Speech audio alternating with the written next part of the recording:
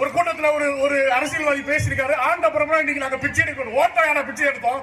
ஓட்ட பிச்சை எடுத்தோமா? அந்த அரசியல்வாதி பேரே சொல்லி திரும்ப அவ்வளவு ஓட்ட வந்து நாங்க பிச்சை எடுக்கல, பிச்சை எடுக்கவும் மாட்டோம். மானத்தோட வாழ வேண்டாம். மறவேன் எழுதி வச்சுக்கோங்கடா.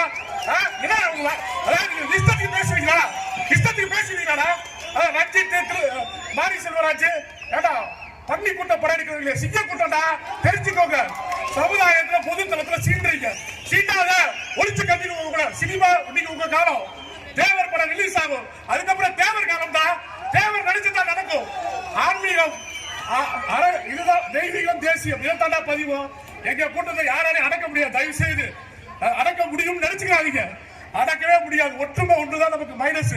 அந்த ஒற்றுமை இருந்தா ஆளுந அரசு நம்ம அரசா இருக்கும். நம்ம ஆள் ஒரு ஆள் துணை முதல்வர் எப்பயுமே உட்காருவாங்க.